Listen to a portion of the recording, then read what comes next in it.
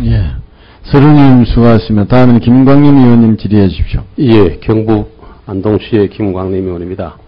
금년도 세수 실적 전망, 내년도 예산 규모, 그리고 재정 수지 균형 여부에 대해서 질문드리겠습니다.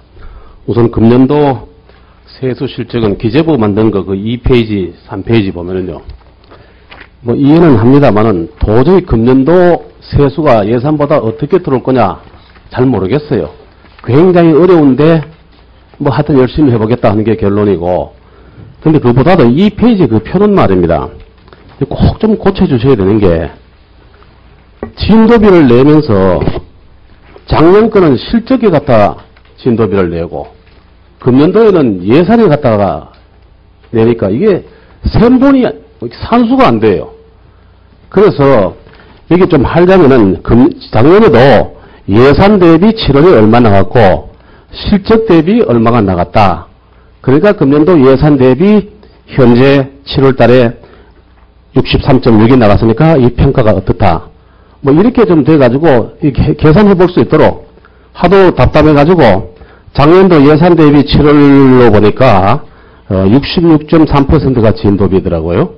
그러면 현재 63.6에 비교해보면 2.7%포인트가 떨어지는데, 한 2% 떨어지면 205조 잡고 한 5조 정도는 빠지게 되는데, 작년도에 한 5조 정도 들어갔으니까 계산해보면은 비슷하게 들어오겠구나.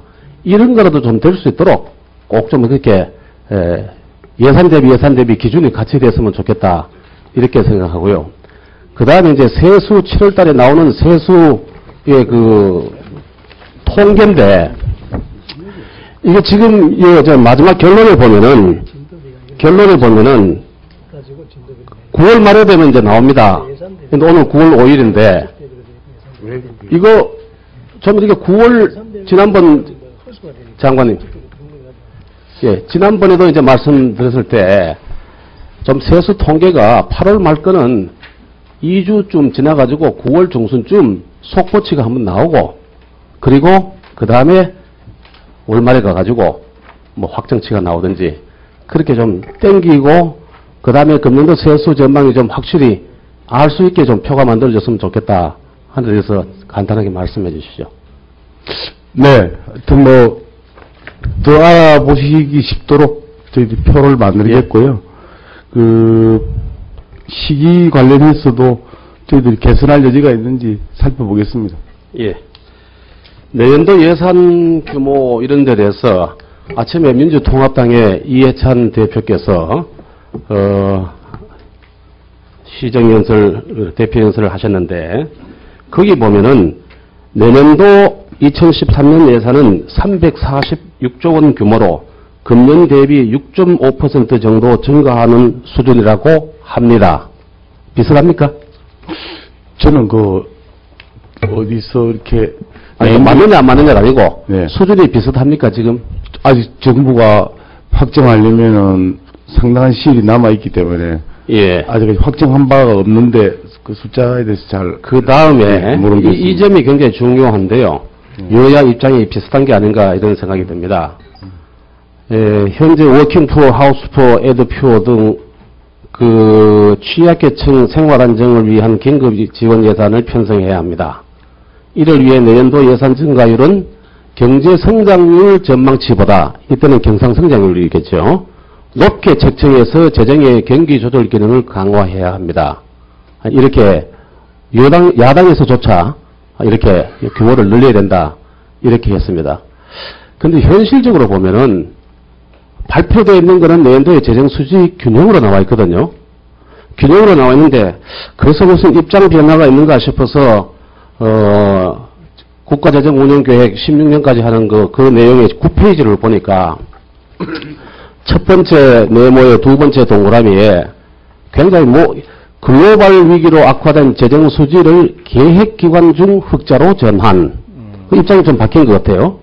2013년부터 균형하고 2014년부터 흑자되는데 계획기간 중이라 해서 좀 말미를 둔 것 같고요. 그 밑에 그 표를 가만 보면은 2013년, 14년에 전에 건전하도록 이렇게 해놓은 거 보면은 조금 이렇게 재정수지 균형 연도가 조금 미루어지지 않느냐 하는 것을 미루어진작하면서 모두의 장관님께서 말씀하셨던 금년 수립되는 계획에는 재정 건전성 회복 노력을 지속하면서도 거센 파도와 비바람에 끄떡없는 튼튼한 경제 구조를 만드는 데 재정의 역할을 꼼꼼히 담아내겠습니다. 이렇게 하는데 지금쯤 이래 보면은 재정 수지가 내년에 어떨 것 같습니까? 조금 이렇게 미루어지는 겁니까? 여러 가지 지금 고민을 하고 있고요. 제가 아까 말씀드린 대로 좀 비전통적인, 예. 어떻게 좋게 얘기하면 창의적인 예. 예산 편성 방식에 관해 신청 분석을 하고 있는 단계라 조금만 더 기다려 주시면 궁금증을 푸실 수 있을 것 같습니다. 예, 재정 수지를 계획 기간 중에 흑자로 전환, 이 표현에 의미가 있다 이렇게 생각하고 좀 내년에는 좀 융통성 있고 규모도 좀 키워주시고 가능하다면 남은 기간 중에 막 즉석 추경 같은 것도 한번 염두에 좀 도와주시기를 부탁을 드리겠습니다. 그리고요, 예비비에 대해서 이렇게 여러분들이 이제 관심을 가지고 얘기를 하는데 헌법 55조에는 예비비가 이렇습니다. 예비비는 총액으로 국회의 의결을 얻어야 한다. 예비비의 지출은 차기 국회의 승인을 얻어야 한다. 그러니까 금년도 쓰는 예비비는 내년도 국회에서 승인만 받으면 되고 금년에는 이제 받아놓은 겁니다. 국가재정법에서는 예비비라 하면 예측할 수 없는 예산 외의 지출 또는 예산의 초과 지출이거든요. 지금 문제가 되고 이전 경비 같은 거는 당초 예산은 없었을 거고 예측할 수 없는 예산 외의 지출이 아니었나 이렇게 생각을 합니다. 그래서 이 부분에 대해서는 문제를 제기하시는 의원들께 좀 가셔가지고 이 법률 조항하고 그 어쩔 수 없는 형평성을 좀 이렇게 가서 설명을 해 주시고 내년도 국회에서 승인할 때 심사를 받을 수 있도록 이렇게 해 주시기 바랍니다.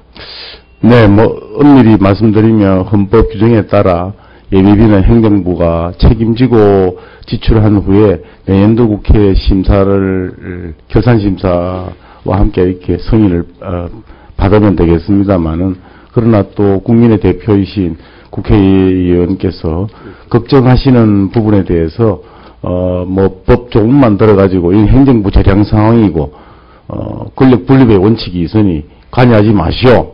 이렇게 하기가 어렵다는 점은 또 잘 아실 겁니다. 대통령령 같은 것도 좀 국회의원님들께서 심지어는 대통령령이 아니라 시행규칙 등에 대해서도 의견을 주시는 경우에도 저희들이 최대한 존중하는 것이 도리다 이렇게 생각하고 충분히 설명을 드리도록 하겠습니다. 예, 내년도 예산에 대해서 농업 예산에 대해서 딱 한 가지만 말씀을 드리겠습니다. 1분 더 쓰도록. 예, 이 농업 예산이 아마 논리적으로 보면은 우리 62년도에 경제개발 5개년 시작했을 때 농업 인구가 57%였고 지금이 한 6%로 떨어져 있습니다. 그 당시에 부가가치는 GDP는 30한 5% 되는데 지금 2.4%로 떨어졌기 때문에 예산이 줄어들지 않느냐 하는 일반적인 얘기를 할 수 있을 겁니다만은 부가가치 2.4%를 더 줄이면은 송아지 키우는 사람이 없고 논농사가 없고 밭농사가 없고 고추농사가 없게 됩니다. 지금 수준의 농업이라 하는 것은 보존되어야 할 민족 자산이다 이렇게 생각하고요. 예산 증가율을 평균 증가율까지 가도록 농업을 할 수는 어려울 겁니다. 그렇지만은 경쟁력 강화를 위해 가지고 작년에 있었던 논둑 높이기, 둑 높이기 사업이 1조 4천억 정도 되는데 그런 것을 또 준수를 한다든지 산에 물 웅덩이를 판다.